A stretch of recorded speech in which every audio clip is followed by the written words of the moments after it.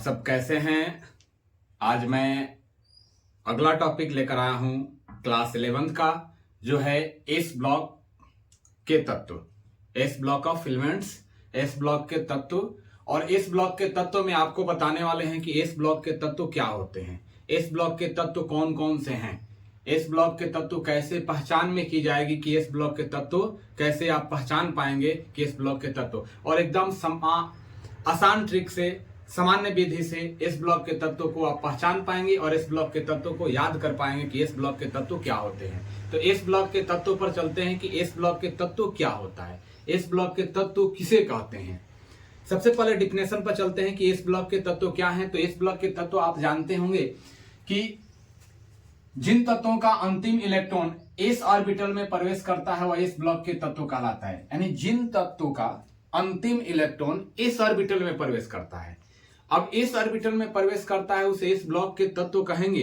तो इसमें आप देखेंगे कि सबसे पहले आप किसी भी तत्व का इलेक्ट्रॉनिक विन्यास निकालना जानेंगे, और जब तक आप इलेक्ट्रॉनिक विन्यास निकालना नहीं जानेंगे तो एस ब्लॉक के तत्वों को या पी ब्लॉक के तत्व को या डी ब्लॉक के या एफ ब्लॉक के तत्वों को आप पहचान नहीं पाएंगे। तो सबसे पहला काम आपको करना होगा कि एस ब्लॉक या पी ब्लॉक या डी ब्लॉक की तत्वों की पहचान करने के लिए आपको इलेक्ट्रॉनिक विन्यास जानना अति आवश्यक है। और इलेक्ट्रॉनिक विन्यास आप निकालना जानते हैं तो आप किसी भी तत्व की पहचान कर सकते हैं कि वह किस ब्लॉक का तत्व है।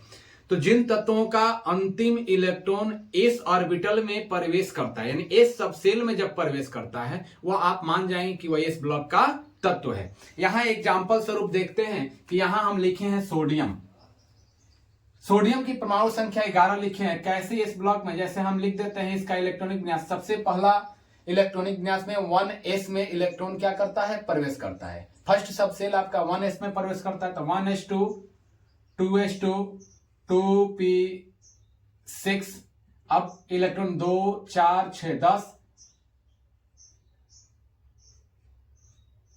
3s1। अब देखो 1s 2s 2p 3s1। यहां पर आप देखते हैं कि 3s यानी एस में गया ना, तो जिन तत्वों का अंतिम इलेक्ट्रॉन एस ऑर्बिटल, तो यह आपका एस ऑर्बिटल आ गया ना, एस ऑर्बिटल में प्रवेश करता है वह एस ब्लॉक का तत्व कहलाता है। तो एस ऑर्बिटल में प्रवेश कर गया तो सोडियम किस ब्लॉक का तत्व है, एस ब्लॉक के तत्व है। किस ब्लॉक का तत्व है, एस ब्लॉक का तत्व है। तो आप बेहिजक दिमाग में यह बैठा लीजिए कि एस ब्लॉक के तत्व किसे कहेंगे, तो जिन तत्वों का अंतिम इलेक्ट्रॉन इस ऑर्बिटल में प्रवेश करेगा वह एस ब्लॉक का तत्व कहलाता है। तो यहां हम उदाहरण स्वरूप आप सोडियम को लिए और सोडियम के इलेक्ट्रॉनिक विन्यास निकाल कर यहां देखें कि 3s1 यानी एस ऑर्बिटल में प्रवेश किया, तो सोडियम किस ब्लॉक का तत्व है, एस ब्लॉक का तत्व है। अब इस ब्लॉक के अंतर्गत कितने ग्रुप आते हैं, पूरे आधुनिक आवर्त सारणी में 18 वर्ग और 7 आवर्त होते हैं। 18 वर्ग और 7 आवर्त होते हैं। तो 18 वर्ग में प्रथम वर्ग और द्वितीय वर्ग, 2 वर्ग यानी पहला और दूसरे वर्ग में इस ब्लॉक आते हैं। तो पहले वर्ग के तत्व और द्वितीय वर्ग के तत्व, तो पहले वर्ग को 1a और दूसरे को 2a के नाम से। तो यहां पहले वर्ग में आप यहां पर वर्ग देखते हैं, वर्ग 1 और यह वर्ग 2 का। तो वर्ग 1 में आपका तत्व देख रहे हैं, वर्ग 1 में 1 2 3 4 5 6 7, वर्ग 2 में 6, यानी कुल तत्वों की संख्या 13। अब आप कहेंगे कि कुल तत्वों की संख्या 13 नहीं, कुल तत्वों की संख्या 12 होती है। इस ब्लॉक में 12 होती है, सही है, 12 होती है। यहां आप देखते हैं कि हाइड्रोजन का गुण 1s इस ब्लॉक का तत्व है, लेकिन और प्रॉपर्टीज के अनुसार चलते हैं तो इसको आप यदि डोनेट करने पर रखते हो कि इलेक्ट्रॉन दान करता है, उस समय आपको वर्ग 1 में रख सकते हैं। लेकिन जब हाइड्रोजन कभी कभी रेयर केस में वो क्या करता है, इलेक्ट्रॉन ग्रहण भी करता है, तो जब इलेक्ट्रॉन ग्रहण करेगा तो उसको वर्ग 17 में रख देंगे। तो हाइड्रोजन अभी क्या है, विवादित है। हाइड्रोजन का स्थान क्या है, विवादित है। इसलिए कुल तत्वों की संख्या ऐसे कहना होगा तो आप 13 कह सकते हैं, लेकिन कुल तत्वों की संख्या कितनी होगी, 12 होगी। 12 क्यों होगी कि आप बता दिए कि हाइड्रोजन क्या है, विवादित है। हाइड्रोजन का स्थान अभी आधुनिक आवर्त सारणी में निश्चित नहीं किया गया है। यह आधुनिक आवर्त सारणी का एक दोष माना जाता है, हाइड्रोजन का स्थान निश्चित न करना।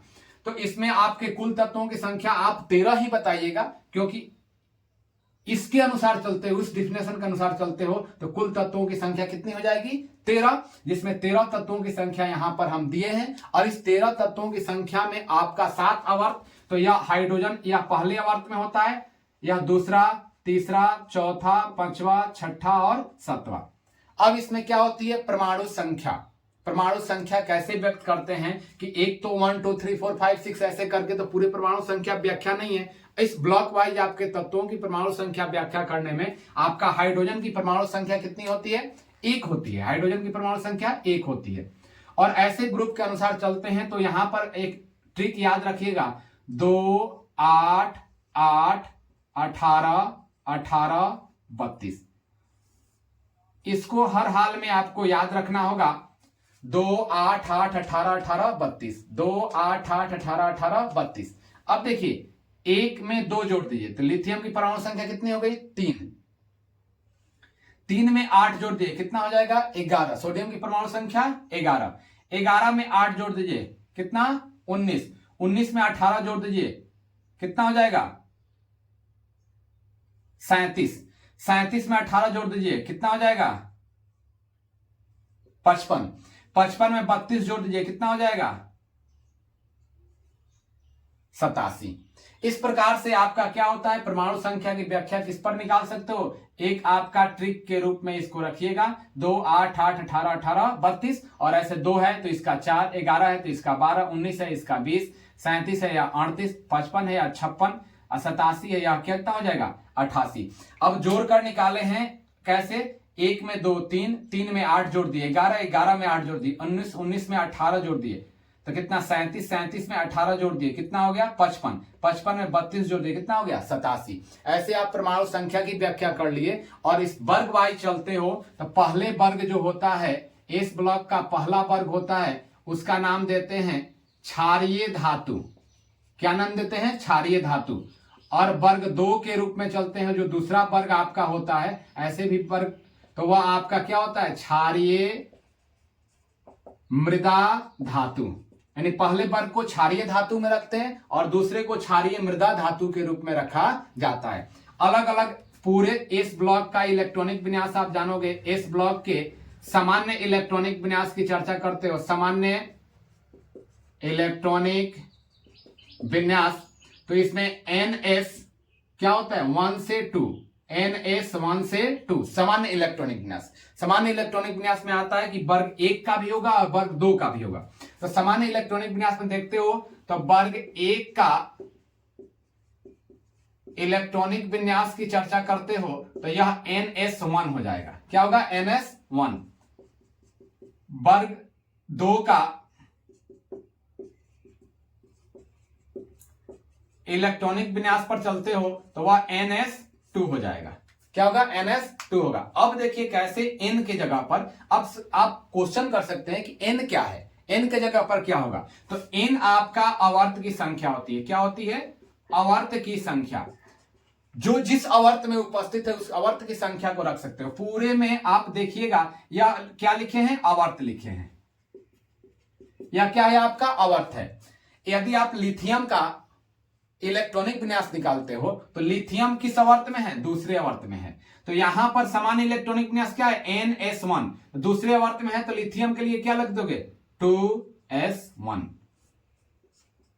ना समझ में आए तो यहां निकालिए 1S2 2S1। देखिए इलेक्ट्रॉनिक विन्यास निकाला है, 2S1 आ रहा है ना, आप डायरेक्ट 2S1 रख दिए। N के जगह पर आवर्त की संख्या, N के जगह पर आवर्त की संख्या। जो तत्व जिस आवर्त में उपस्थित होगा उस आवर्त की संख्या क्या रखोगे? N के जगह पर रख दोगे। मान लें कि यह किस आवर्त में है? SR 5वें आवर्त में है और इनका सामान्य इलेक्ट्रॉनिक विन्यास क्या है? NS2 है। तो आप क्या रख दोगे? 5वें आवर्त में है तो इसके लिए आप रख दोगे 5S2। तो यह आपका क्या हो जाएगा? सामान्य इलेक्ट्रॉनिक विन्यास हो जाएगा SR का। तो इस प्रकार से इलेक्ट्रॉनिक विन्यास, उनकी परमाणु संख्या और ऐसे वर्ग 1 और वर्ग 2 को क्या कहते हैं? तो वर्ग 1 को क्षारीय धातु, वर्ग 2 को क्षारीय मृदा धातु के रूप में। अब इसको याद करने का एक ट्रिक बता देंगे, छोटा सा ट्रिक, उसको भूलना मत। और सारे तत्वों का संकेत आप उस ट्रिक के अनुसार आप याद कर लेंगे। तब तक आप इसको नोट कीजिए, तब इसके बाद आपको ट्रिक बताते हैं।